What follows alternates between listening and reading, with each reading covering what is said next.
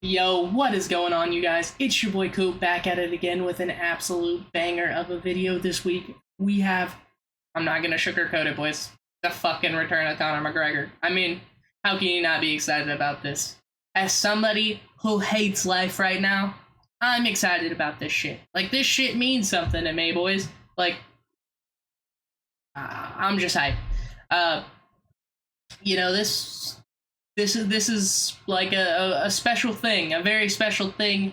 My little brother has gotten into the sport since Conor McGregor's been out, and so the fact that he gets to watch a Conor McGregor fight live, that shit means something to me, dog. I'm excited about that. I'm excited to get to share that with my brother and just all of my friends that I've gotten into the sport since Conor left, basically. So it's a really exciting thing.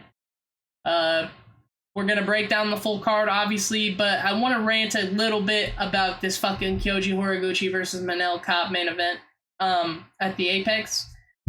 One, just why did that fight need to be made right now anyways? I mean, I understand that they're both streaking contenders, but I feel like especially Manel Kape had already punched his ticket for the title shot. He did not need to do anything else more to prove that he needed a title shot. He could have 1,000% just fucking waited it out and gotten the fight versus Van, a fight that I think that he wins, and then the UFC's in a better position because then they can go to Japan with Manel Kape as the champion. Maybe Kyoji Horiguchi has another fight. You give him somebody that you know he's probably gonna beat, and then you have a giant fucking main event in Japan. You bring the Japanese crowd over. Like, it just feels like a wasted opportunity to me. And I don't even fucking work for the company. I'm just passionate about the shit. So yeah, that's basically all I wanted to say. Another thing is just like, in 2 weeks we have a fucking Billy Elikana main event. Like, that's the main event that we're going for. Like, the Bilal fight is fine. Bilal versus Bonfim is a fine fight. It's a fine main event. But we couldn't find anything else to make that card more appetizing. That's regardless. We're moving on. Prelims, we're moving on. First fight of the night, we got Ode Osbourne versus Cody Durden. Ode Osbourne looked really good against Steve Erceg in the first round of their fight. Then later on, he just started to get picked apart and ended up losing the decision. But that wasn't a bad look for him. Cody Durden won his last fight against Rafael Filio. That was another, these guys are both coming off of pretty decent performances, even though Ode lost. But I think Cody Durden would lose to fucking Steve Erceg too. I just think that Ode Osbourne has the X factor and the power in the flyweight division. Like, he seems to be able to rock most of his opponents whenever he does get a fucking hand on them. So I'm gonna go Ode Osbourne. Let's go TKO here. I think that he has, that X factor. Moving on, Tracy Cortez versus Wang Kong. I think this is going to be a decision win for Tracy Cortez. Neither of these ladies are super duper athletic. I just don't see these girls hurting each other that bad. I mean, maybe Wang Kong hurts Tracy Cortez, but I just think Tracy Cortez is going to keep her at range. Spam kicks a little bit, and that'll be all she wrote. I think it's going to be a boring fight, honestly. That's my opinion of it. We're going Tracy Cortez. Cody Garbrandt versus Adrian Yanez. Cody Garbrandt's last two losses were actually not that bad now that we think about it. Jaime Barcelos plus Davison Figueiredo. Adrian Yanez is losing to people that I think are worse than that. But is Cody Garbrandt beating people that are really better than Adrian Yanez? I mean, he never really looks like super duper awful. I'm going Cody Garbrandt by decision here. Yeah. This one will probably be a fun little striking fight, but yeah, I'm going Cody Garbrandt by decision. Damian Penis versus Cesar Almeida. Shout out D Penis. This one's kind of tough for me. Cesar Almeida moves fucking slow as shit. He's old as hell, but he is dangerous on the feet for sure. Damian Penis has the bigger reach, though. Younger guy, probably going to be more explosive. He'd probably do better than against Oleg Zaechuk than Cesar Almeida did. I'm going Damian Penis by... I'm going to go decision. I think he's going to just try and not get bombed out cold by Cesar Almeida. But who knows? Luke Riley versus Kai Kamaka. I think this is kind of a fight where they're trying to set up Luke Riley as something special. Kai Kamaka, I think, is one of those type of guys that's going to be tough enough to walk into his shots, and I think Luke Riley is going to just be lighting him up. He's bigger. He doesn't have a reach advantage, but I think he's just going to be able to use his slickerness. His slickerness? That's bad. His slickness on the feet and his his kicks to just keep Kamaka at range. I think he's going to be able to touch his chin, and I think he's going to probably be able to get a finish here, honestly. Robert Whittaker versus Nikita Krylov. My only problem with this fight is the fact that it's where it's at on the card. This fight deserved to be on the main card. Just absolutely crazy that fights like Gable's fight are above this, but fucking I digress, bro. In my opinion, Rob's gonna come up to 205 and pick a lot of these 205ers apart. His striking's always been pretty damn good. He's got good kicks, good, just decent power. And I think he's just a better striker than basically almost everybody up here at 205. And he's gonna be able to hurt Nikita Krylov, honestly. I think he's gonna beat Nikita Krylov. He might catch him. Krylov's chin isn't crazy good. I mean, Rob's chin, we're hoping it holds up, but I'm thinking round 2 TKO Robert Whittaker. Gable Steveson versus Elisha Ellison. This feels like a lob for Gable. Gable's probably going to knock Elisha Ellison out pretty badly. I don't see this one going past a round, boys. So bet your money on Gable Steveson. That's all I have to say about that one. The fact that it's on the main card's just fucking stupid, but whatever. I guess we're showcasing the talent that we have in the stacked heavyweight division. We've got Brandon Royval versus Lonnie Kavanaugh. This fight is a banger. I could see this fight going one of two ways. One, Lonnie Kavanaugh watches the tape, is able to kind of find whenever Brandon Royval's going for his combinations, because you know he's going to go out there and fucking throw. Royval is always goes out there and throws. Even against Manel Kopp, who he knew had fucking power for the division, he went out there and was combination punching. He had a fucking fantastic fight with Van. I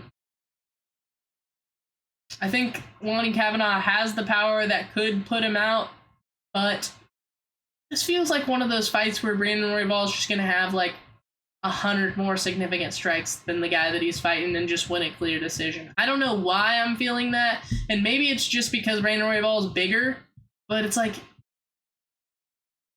I just feel like he's going to go out there and just be able to touch Lonnie Kavanaugh and just, put on a good masterclass.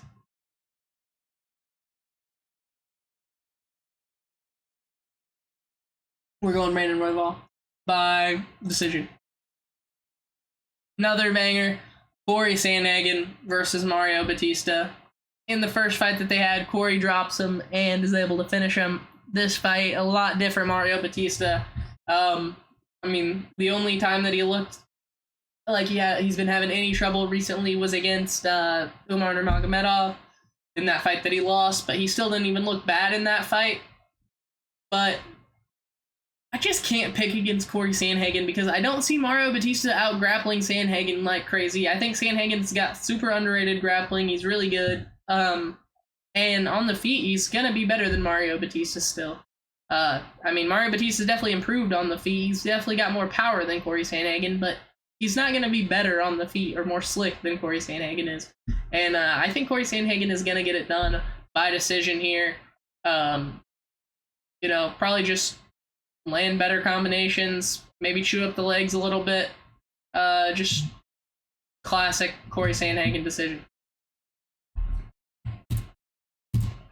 Co-main event, we've got Benoit Saint Denis versus Paddy Pimblett. This is a banger.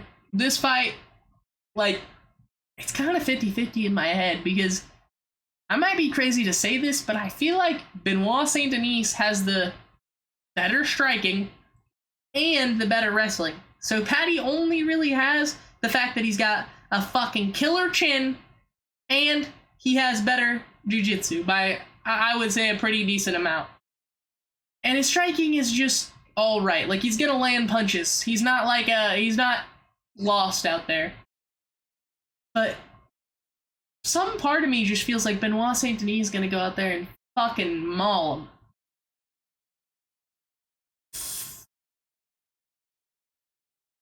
Man.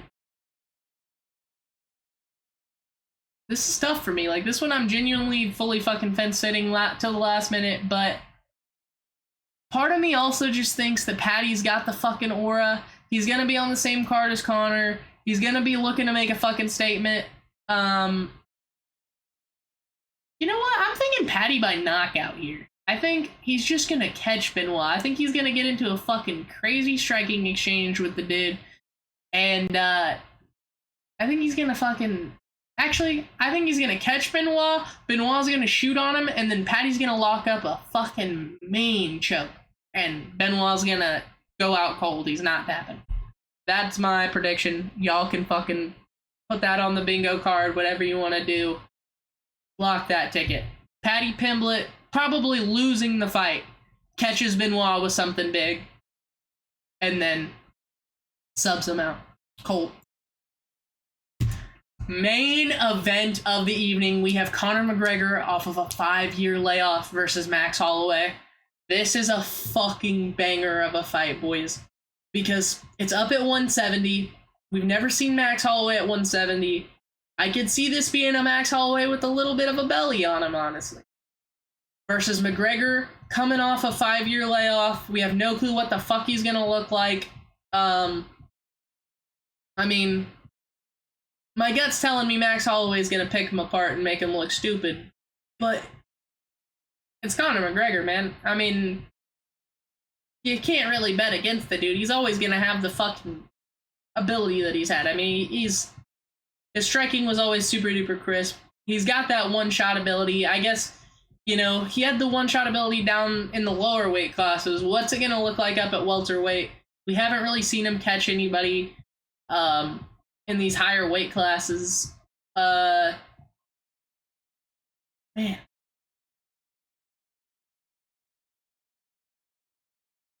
I'm gonna pick Max Holloway to get it done by decision, but do not be surprised if in round 1 or 2, Conor McGregor fucking catches Max Holloway with a straight punch, sets him on his ass, and finishes him.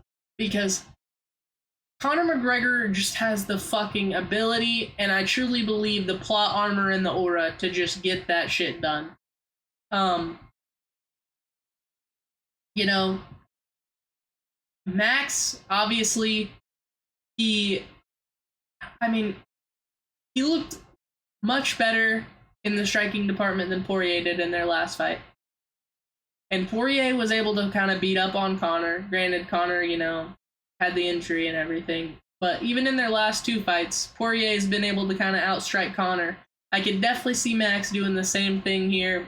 I think the body shots are going to be crucial for Max Holloway in the fight. But, yeah. I mean, I think picking against Max and betting against Max is a bad decision, but also, it's Conor McGregor, guys. It is Conor McGregor. You can't count him out. You never can. I think that'll about do it for the card. I mean, I don't have much else to say about it. I wish I did. I'm just really excited about it, honestly.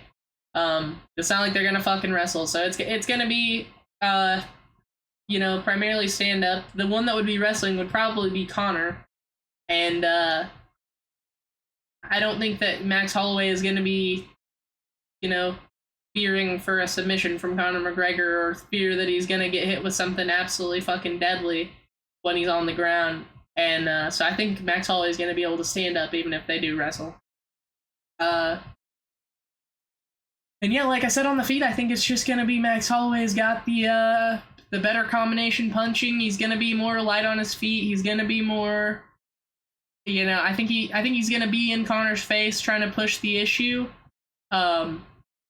So it's basically just trying his best not to get fucking caught by Conor McGregor. And since Conor's been out for 5 years and Max has been fighting the best of the best, I just think that he's got a lot better chance of him doing that than Conor catching him. So, yeah, let's go back through the card and go back over my picks. Firstly, we got Ode Osborne. Then we're going Tracy Cortez, Cody Garbrandt, Damian Penis, Luke Riley, Robert Whittaker. Left side sweep on the prelim. Then we got Gable Steveson, Brandon Royval, Corey Sandhagen, Paddy Pimblett, Max Holloway. Those are my picks for the McGregor card. Make sure you leave a like. Make sure you subscribe. Make sure you leave a comment. And remember, I love y'all. Peace!